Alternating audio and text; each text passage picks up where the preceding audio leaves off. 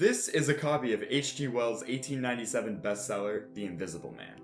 It's an incredibly captivating story about a mysterious character who, to avoid being caught for his crimes, is able to evade detection by becoming invisible. Interesting concept, right? Well, scientists have been battling with a similarly mysterious and invisible force that has, since its detection, been uncharacterizable. Something the scientific community refers to as dark matter. I'm sure you've heard of dark matter before, but what even is it?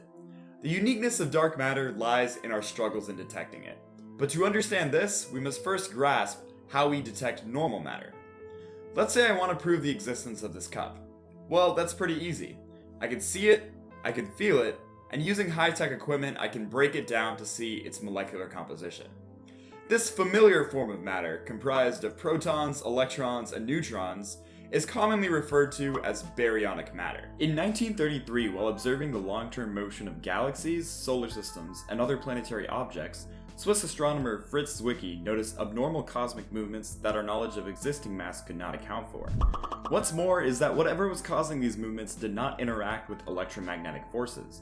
This is another way of saying that we don't have the luxury to see it with our current methods, and why it's been given the name dark matter. If all we had was baryonic matter, the galaxy clusters that exist today would be vastly different than what we observe. Using the detection of gravitational lensing, scientists were able to estimate that there is approximately 5 times as much dark matter as there is baryonic matter. Although the true composition of dark matter is still being speculated, a common view is that dark matter is comprised strictly of WIMPs. No, not those kinds of WIMPs.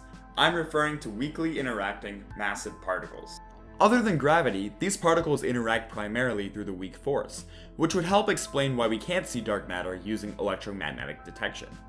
Furthermore, by analyzing the laws that govern our universe, scientists were able to determine that these particles would be present in a 5-to-1 ratio with baryonic matter, which complies with what we know about the mass of dark matter in the universe. As we can tell, our knowledge of dark matter is only a slim window of conditions by which we classify it. We know it interacts with gravity, we know it's some form of matter, and we know that it accounts for a large chunk of the universe's mass. For now, that's pretty much it. Learning more about the composition of dark matter can tell us secrets about the inception of our universe, the enigmatic Big Bang. This can in turn contribute to fields from quantum mechanics to string theory. As Aristotle famously said, the more you know, the more you realize you don't know. A mouthful, yes, but the search for the true nature of dark matter corroborates this.